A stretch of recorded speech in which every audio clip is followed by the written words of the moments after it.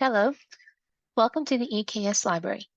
Today we are going to go over library resources and research tips for you to use for your assignment. To get started, you're going to go to the library's website. You can access the library's website by going to library.wingate.edu or through MyGate under Resources, click Library, then access the library. Once you're on this page, you'll see many different things. On the top right corner, you'll see the Ask Ethel chat feature. If you have any questions, you can click on this and be connected to a librarian or a library assistant. Below, you'll see our tabs for our library, which include LibGuides, Find Sources, Students, Faculty, and About. Below that, you'll see our Fetch database. This is a popular database used to look for articles and books. Scrolling down, you'll see on this side our library's hours, as well as the hours for the IT help desk and the writing center. Scroll down a little and you'll see our event schedule for the library. If you need help with any research, you can schedule a research consultation. To schedule an appointment with a librarian, you're going to scroll up to the top of the page and then click on the Students tab. On the left-hand side, you'll click Schedule a Research Consultation. From there, you'll see two options. You can schedule a meeting with Ms. Robinson or Mrs. Anderson. They are research librarians that are here to help you with your research. To schedule an appointment, you're going to select one of these links. It will ask you if you want to schedule a 30-minute consultation or an hour-long consultation. You can pick either one. It just depends on how much time you think you need. Once you select a time, a calendar will pop up. On the top right-hand side, you'll see a left and right arrow. You can use these to navigate the calendar. So to skip to next week, you can see our calendar in full here. Anything that is shaded means that the librarian is not available, whereas anything that can be highlighted means that they are available. Pick a date and time that works best for you, and it'll take you to this form. From here, you will fill out your name, your Wingate email, your class, the class instructor, the reason for the appointment. You can select as many of these as you want. The assignment details. This is where you'll put in detail the assignment that you are working on. The more information you provide, the easier it will be for us to help you. You can choose to have an in-person meeting or a Zoom meeting. And then if you have any other comments regarding your assignment or the reason you need help, you can fill out this option here. Once you have completed the form, hit Confirm Booking, and it will book the appointment for you on your Google Calendar and the librarian's Google Calendar. It will also send you a reminder the day before your meeting. You can also go to the library and ask for help at the circulation desk or the research desk, or just ask a library assistant or librarian for help.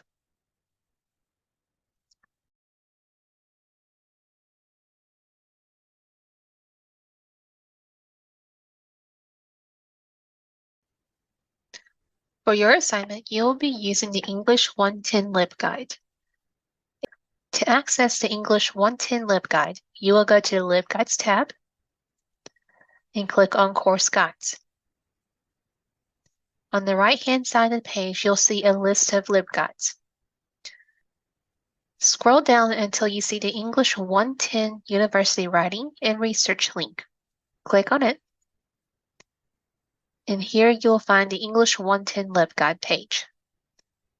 On the home page, you'll find a link for the research consultation appointment, the A-C database list, a journals title search where you can look for different journals, and the link to the tutoring in the Writing Center.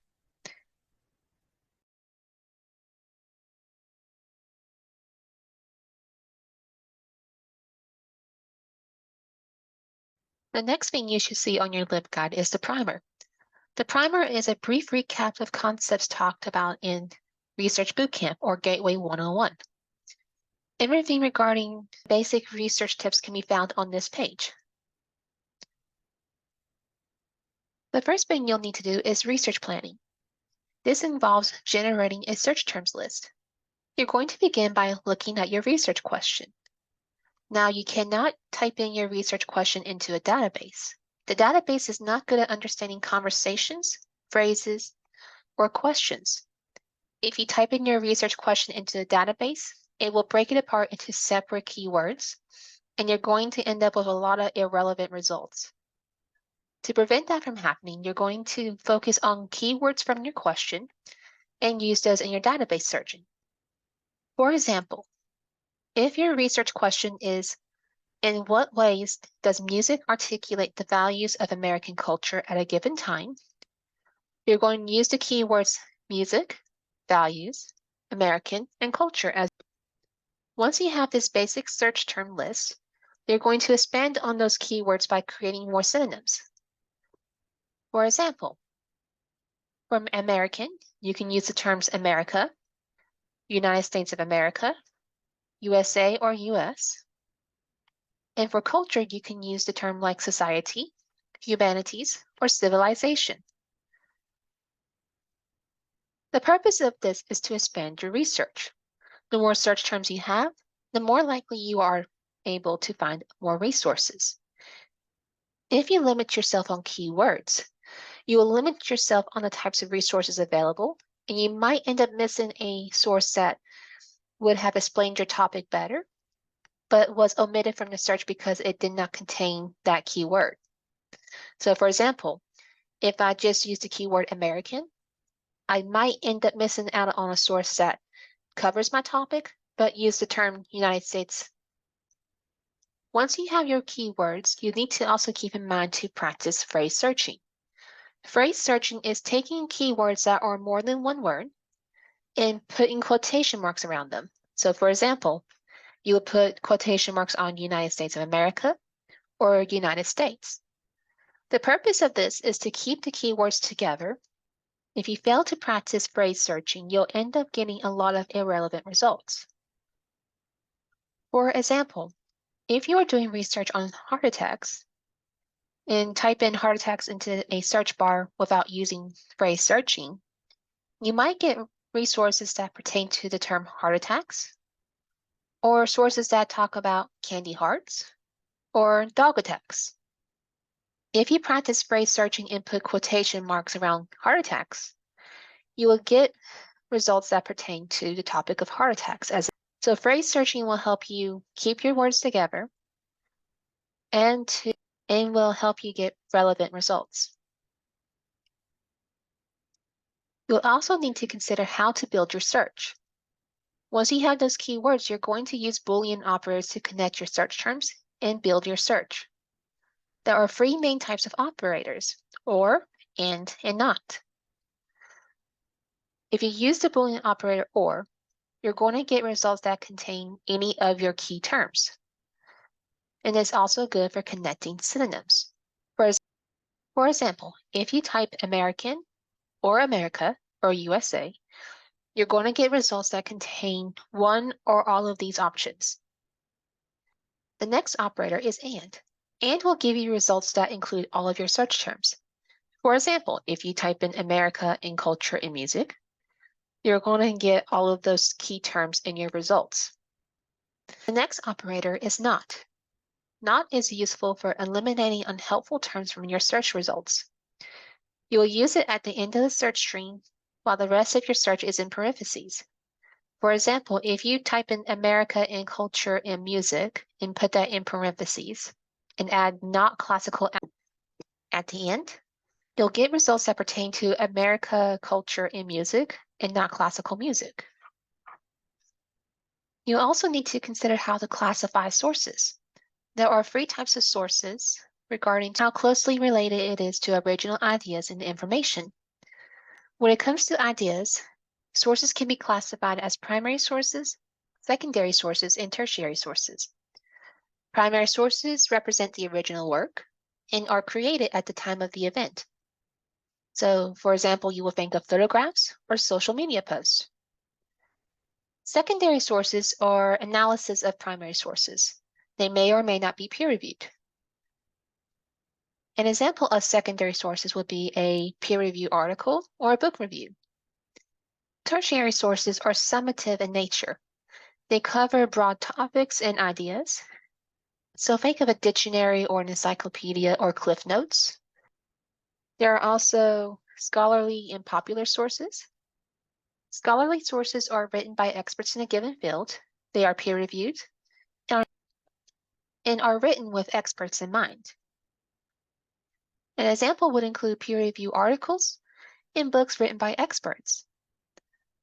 Popular sources are written by a variety of people, mostly journalists and professional writers. They may be reviewed by general editors, but they are written for the general public and mostly cover popular events.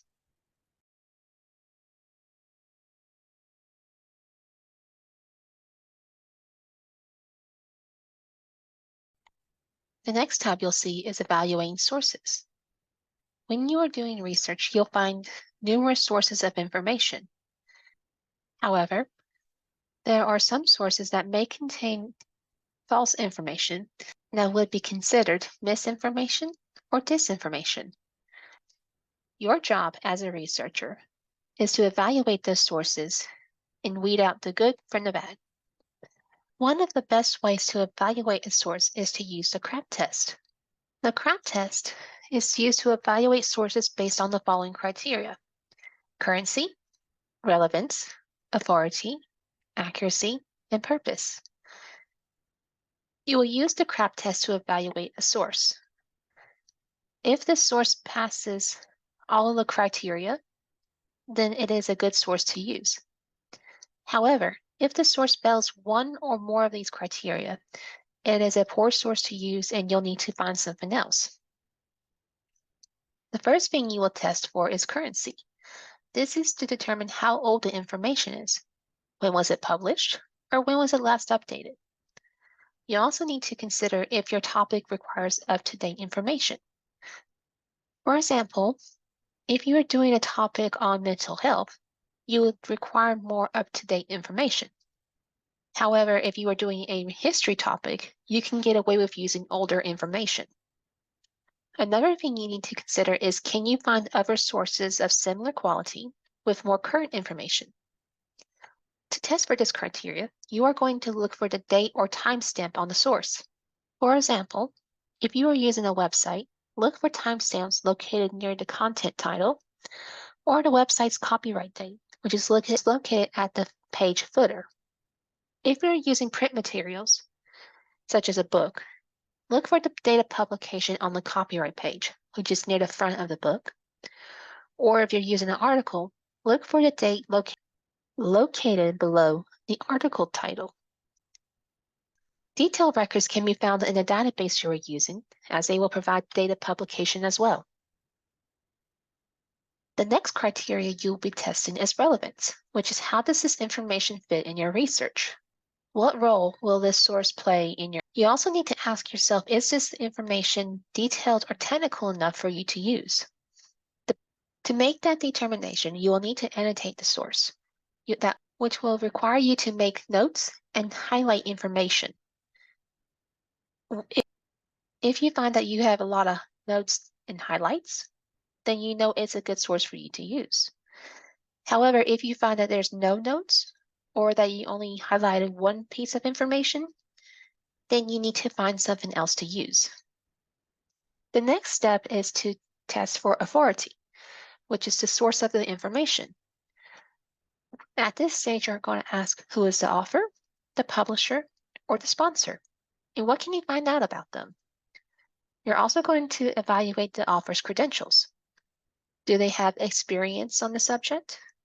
Were they an eyewitness? Do they hold some sort of societal position or position of power? You're also going to ask yourself, is this information peer-reviewed? When it comes to the peer review process, an expert in a field will present a piece of information that they've researched and submitted it to a committee of like-minded experts. That committee will then review the information and test the sources and citations. This is a long process and can take years and many revisions. However, once revisions are made, the committee can then approve of the information and then submit it for publication, and it is then considered peer-reviewed. To test for this criteria, to look for sites like LinkedIn, company or institutional websites, and even Wikipedia to get a general feel for the person who wrote the piece. The next criteria you will test is accuracy. This is to determine how correct the information is.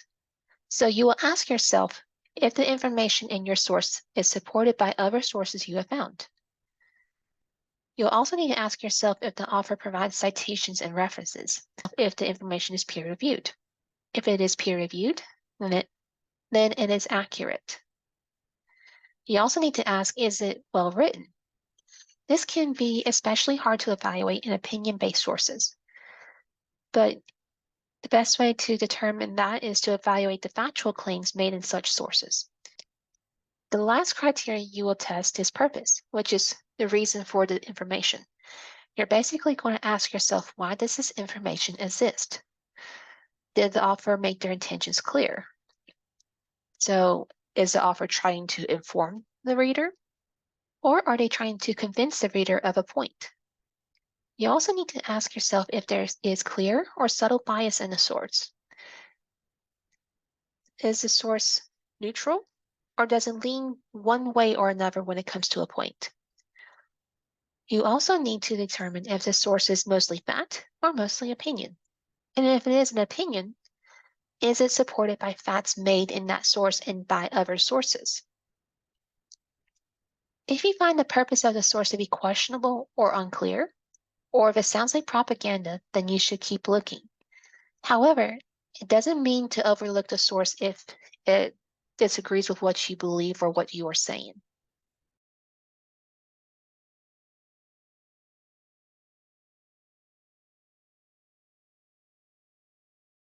The next tab you'll see is Finding Sources with Fetch. Fetch is one of the databases you can use for your assignment.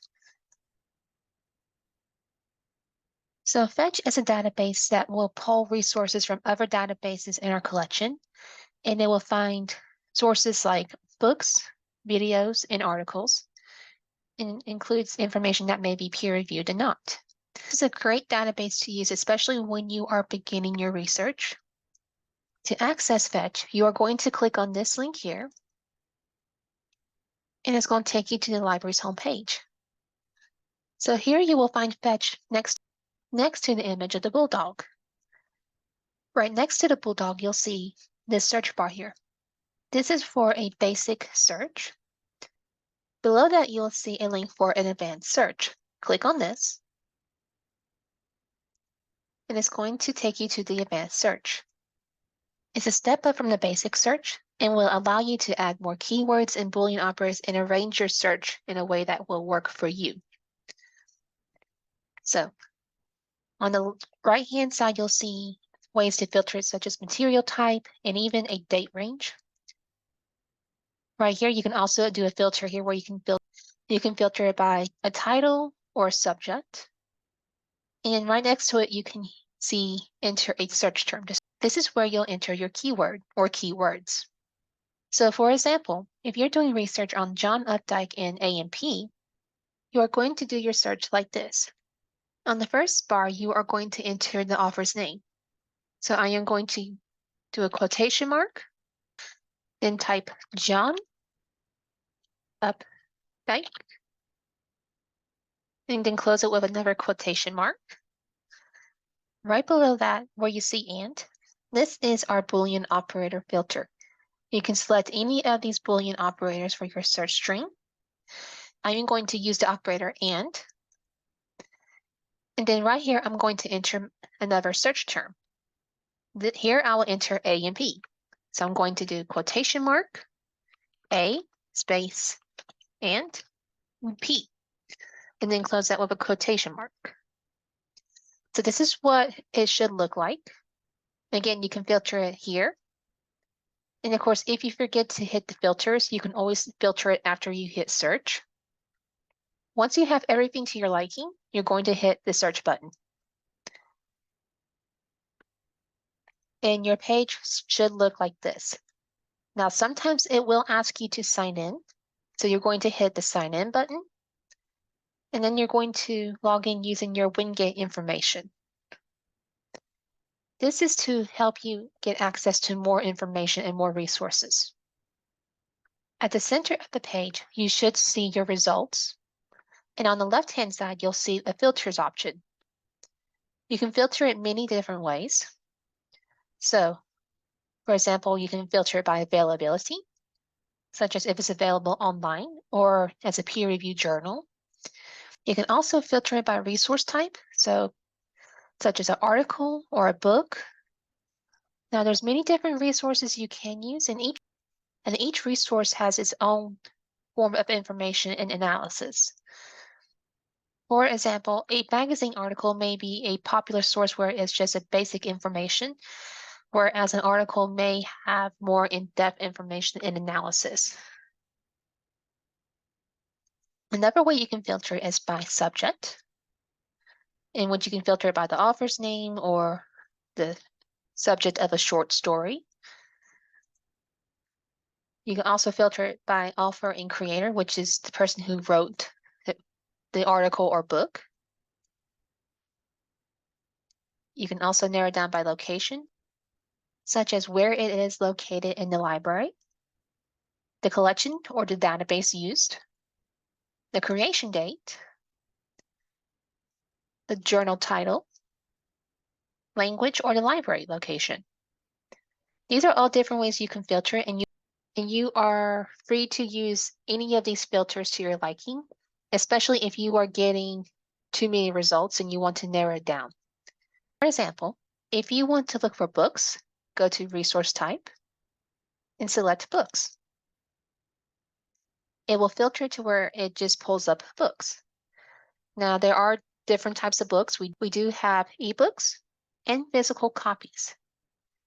Unfortunately, there is not a way to filter it based off of physical copies versus ebooks. The best way to determine if a book is an ebook or not is to look at the book and see where it is available. If it says it's available online, then that means it's an ebook. If it says it's available at the F.L.K. Smith Library and then gives you a location and call number, this is not an ebook. If you have any trouble accessing a book or finding a book, please ask a librarian or a library assistant to help you. Now, if you do not want a book, we're going to close this, and you want a peer-reviewed journal, you're going to click on peer-reviewed journals under availability, hit apply filters, and then it's going to pull up results that contain all the peer review sources. If you find a source that interests you, click on the title of the source. It will take you to this page, which will provide you a summary, different ways to access the source, and details about the source. Now, depending on the source you are using, it may provide you with multiple ways to access it, and sometimes only one way to access it. It just depends on the availability. To access the source, you are going to click on one of the links to the databases. And it will take you to the article in question. The first thing you should see is an abstract page. This will provide you with a summary of the source. As the researcher, you are going to read the abstract and determine if this is a source that you will use. If you find the source to be useful, You are going to click on Full Text PDF. This will give you the PDF file to the article, which will A, keep the article together, and B, provide you with page numbers to make it easier for citing. If you have determined that you like this source, you can do multiple things. One thing you can do is print the article, which will print the whole PDF file, or you can download the PDF onto your personal device. You can also email it to yourself, or if you have this option, if you go to All Options, you can save it onto your Google Drive, which will save it under a special folder. Now, you might also see the citation button. Please do not use the citation button or the automatic citation generator. They tend to get citations wrong. I would recommend that you use the MLA Citation Guide as a reference, which can be found as a book in the library, or you can check online in the LibGuide. If you have any questions, you can always visit a librarian or visit the Writing Center for more help.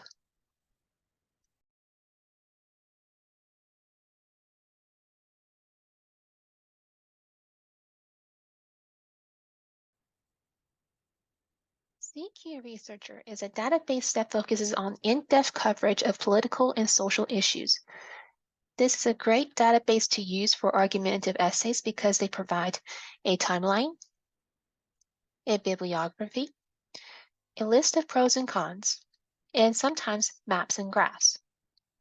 To use CQ Researcher, you are going to click on the link in the tab below. Once you are there, you are going to select Advanced Search. And in the search bar, you are going to type in your keyword or keywords. For example, if you are doing research on the death penalty, you will type in the keyword death penalty in the search bar.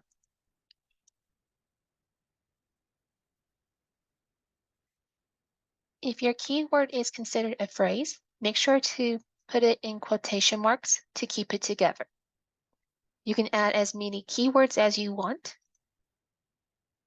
You can also filter it by author, publisher, topics, content type, and publication date. If you are filtering by content type, you can filter it by reports or hot topics. So reports are more detailed articles that are written by a seasoned journalist and are fact-checked and footnoted to facilitate further research. A hot topic, not to be confused with a storm, is a shorter report on a popular subject. You can narrow it down by selecting one of these, or you can search for both. Keep in mind that the content will be fact-checked, but it is not considered peer-reviewed.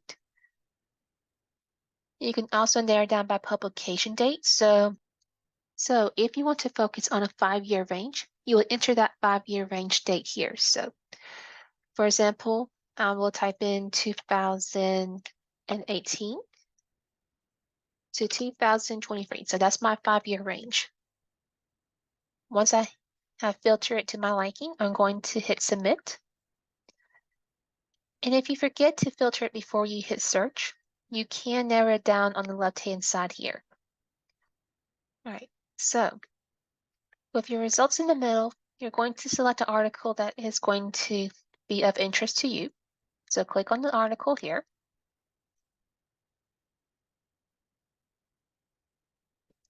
It will pull up the article with details such as the author, the publisher, and the publication date. If you scroll down, you'll see an abstract and then details of the article below. Hot topic articles normally consist of a short report and then a timeline. If you find that you like this article and you want to use it, you're going to either download the PDF file here, or you are going to share it by clicking share, and then email the article to yourself, all right? And then hit send. If you decide to use a report, going back one, this is what the CQ Researcher report will look like. So we'll click here.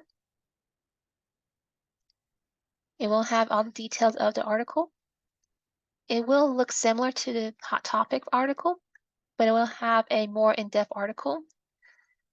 But it will have a tab that talks about the current situation, a pros and cons list,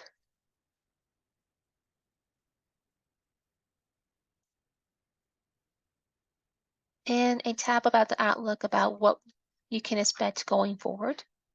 Again, if you like this, you can select download PDF or share and then email it to yourself. Each article will contain a citation option. Do not use the automatic citation generator provided by the database because they aren't programmed correctly. They tend to get the citation wrong, and it could cost you a point. So avoid using this and reference the MLA citation guide on your LibGuide or on Purdue OWL.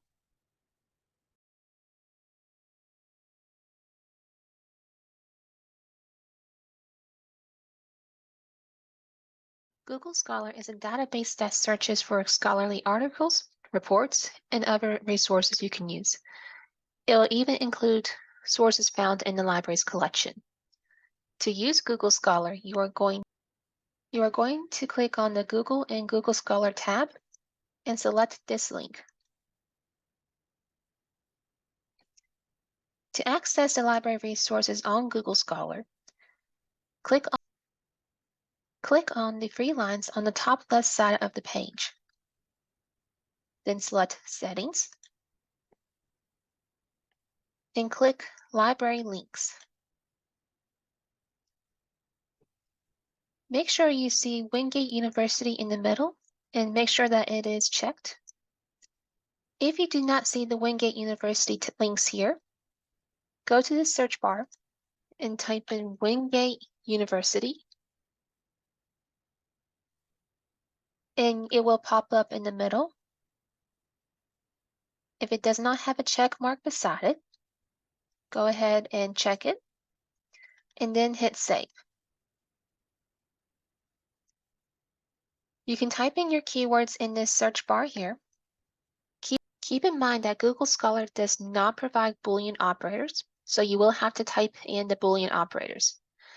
And you also have to use very special symbols for those Boolean operators. For example, if you're using AND, use a plus sign. If you're using OR, use a straight line, which can be achieved by holding the Shift key and the vertical line / pipe key. And if you're using NOT, use the minus symbol. To get started, you're going to enter your keywords in the middle. I'm going to type death penalty and effect. As you can see, all of our resources will be in the middle. On the left-hand side, you'll see a filters option in which you can filter it by a date range, relevance, or type of article. All the resources in the middle may or may not be free. Sometimes they are free and sometimes they come at a cost. To avoid paying those fees, look for free links on the right-hand side. You might see a PDF file or you might see a library link. For example, if you see a PDF file, you're going to click on the PDF file. And here is the full article. And from here, you can print it or download it. If you see a library link, you'll see it as in get it from Wingate or, at Wingate. If you see that, you can click on that link and it will take you to the library's database. It will give you options on how to access that article. So click on one of the databases.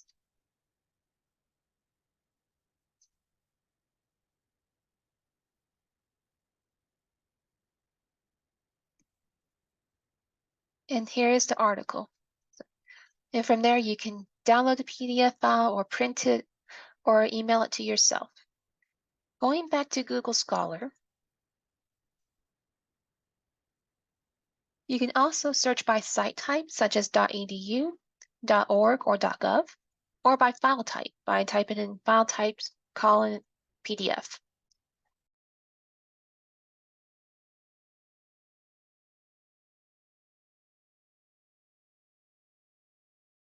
What is an annotated bibliography? It is an alphabetical list of sources that contain a summary and evaluation of each source.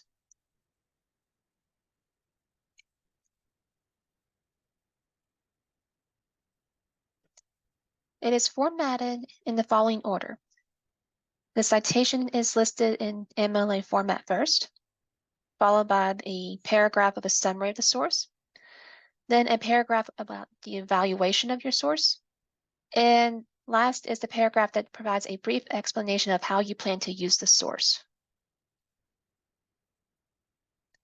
The purpose of an annotated bibliography is to provide citations and to show proof of credibility and relevance to your topic.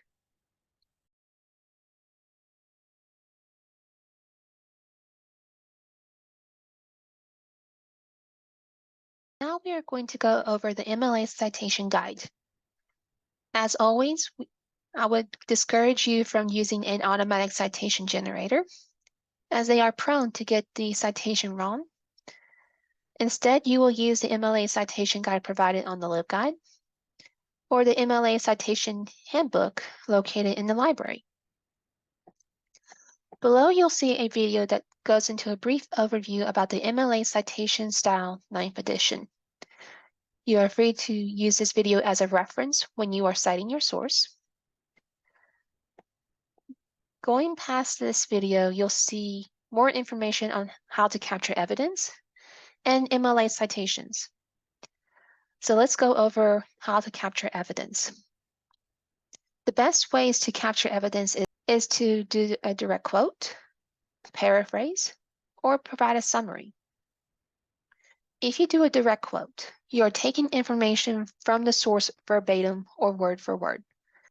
If you use a direct quote, you need to put quotation marks around your direct quote, and you must provide an in-text citation. Next is paraphrase. Paraphrasing is when you take information or an idea from the source and you use your own words to represent that information. Keep in mind that even though you are using your own words, the information and ideas are not your own. Therefore, you must provide an in-text citation. The last way to capture evidence is to provide a summary. A summary is similar to a paraphrase because you are using your own words. However, a summary condenses the entire source into a sentence. Again, even though you are using your own words to summarize the source, it is not your own idea or information, and you must provide an in-text citation. Next, we are going to go over the MLA citation. When it comes to MLA citation, there are two things you need to think about. A, how to create a works cited page, and B, how to create a in-text citation. First, we're going to go over a works cited page.